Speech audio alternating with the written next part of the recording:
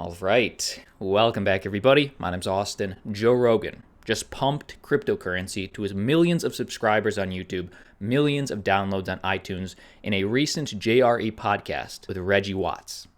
Like it, support it. I want to play you 3 clips. As of June 3rd, 2020, Joe Rogan shares with his audience that he uses the crypto-friendly privacy browser Brave. And yes, that doesn't necessarily mean that Joe is using the native cryptocurrency, the BAT token, to get paid for viewing ads. But every time he opens up Brave browser, what does he see? Ooh, a way to buy Bitcoin. Just another reminder that cryptocurrency is seeping into our ecosystem. Let me play you the clip. This all stemmed from an almost 30-minute conversation discussing internet privacy, apps, and ads. Direct quote, "If you want to use Instagram, or you want to use Facebook, or I'll even add if you want to use Google, you're getting tracked." Joe said that occasionally he does see an ad that he wants to check out a product that he might like, and then Reggie immediately jumped in. Rogan said that occasionally an ad reveals a product worth exploring, and Watts immediately referred to the Brave browser as his preferred browser to avoid tracking. I'll go to Brave, a private browser, and I'll look up the product there. Joe immediately agrees with Reggie. It's off camera. You'll listen to this. It's off camera. But Rogan says that he agrees. He also uses Brave browser along with DuckDuckGo. Watch this. Let me know what you think. Now and then, though, every now and then, there's one of them little sponsored ads. I know. I'm like, I know. that's kind of a good product. But you know what I'll do is I go to Brave, a private browser, so I'll go to Brave. I use Brave. So I'll go to Brave. I use Brave. Okay, it happened quick. I hope you caught it. And you may say, hey, Austin, I get it, but it's really just more like a casual reference. I mean, he didn't even say that he was using Brave rewards. He's not accumulating BAT. And honestly, dude's a multimillionaire. You can't blame him. But what this does speak to is how many? Earlier this week, Brave reached more than 15 million active users, growing 125% in this last year with more than 5 million daily users. All these people who may not even understand what cryptocurrency or Bitcoin is now are one step removed from buying it. Simple click. It's right there. Now, question for you. Does Joe Rogan own Bitcoin? Well, like always, I did some research, and in a recent-ish episode with Tony Hinchcliffe, actually this episode aired almost 2 years ago. Tony is another comedian. Aaron and I often see him, both of them, at the Comedy Store here in Los Angeles. Tony brings up Bitcoin, and to listen to what Joe says. Right, but I do know one thing about Bitcoin. If you say I think Bitcoin's stupid, people want to fuck you up. Yeah.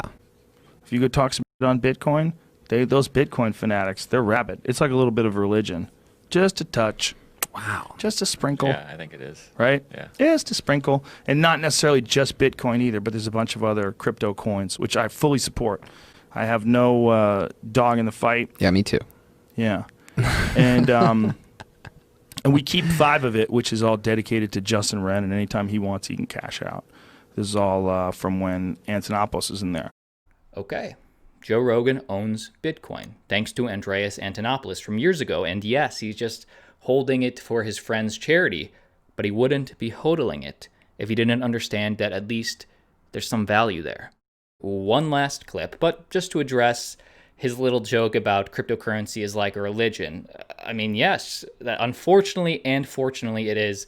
We saw this when J.K. Rowling on Twitter, who wrote the Harry Potter books, asked about Bitcoin. Crypto Twitter swamped her with check out Ethereum, check out this. But again, this is sort of the game theory behind Bitcoin and the game theory about other cryptocurrencies. If the Bitcoin community said, hey, we'll take off, we're not going to ram it down her throats, then the Ethereum community and the Cardano community would just attack. My God, well, that means the Bitcoin community has to attack harder, and the game theory continues. I'm not saying that it's ideal. I'm just saying that this is the sort of excitement that comes with this sort of new technology. And you can't mention buying a few altcoins without saying, I guess a little bit of my portfolio will be into Bitcoin as well. But final clip, before we talk about the US economy and how Bitcoin relates, final clip from a recent episode with Jack Dorsey. Joe Rogan brings it up. Joe is an ally. He brings up Bitcoin. Watch this. What was the thought process with, one of the things that's kind of cool about the Cash App is that you can buy and sell Bitcoin with it. Yeah. Are you guys going to consider other forms of cryptocurrency as well? Not right now. So back to the internet, I believe the internet will have a native currency.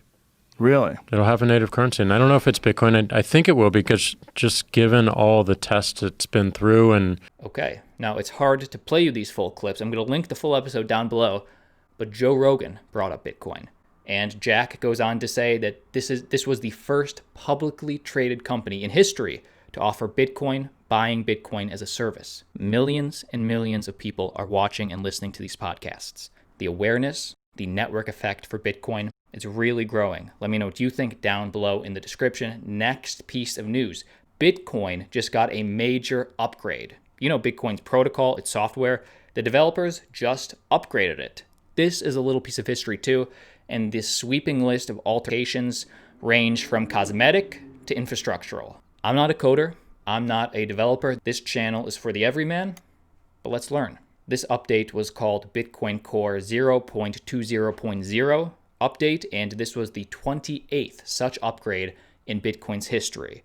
The release was the culmination of 6 months' work from 119 developers, 102 more developers than the previous 0.19.1 release. And this just happened. So what are these upgrades? A Bitcoin Core blog post mentions that the release, which includes a long list of specific upgrades, includes new features, various bug fixes, performance improvements, as well as updated translations. Hey, I'm a Bitcoin holder. What are these performance improvements for Bitcoin? Of particular note, this release also introduces a new IP mapping configuration, autonomous system numbers, to make node-to-node connectivity on the Bitcoin network more stable and more efficient. So these aren't massive upgrades, they're just efficiencies. The nodes are slightly more efficient. Another change, one of the highlighted changes, include removing an old Bitcoin improvement proposal, BIP 61, deployed in the release of 0.19.0, which did what? Which allowed node operators to broadcast so-called rejected messages to their peers in the event that a transaction or block is rejected by their node. Well, communication of nodes for rejected messages, that sounds important to me, but why did they cut it?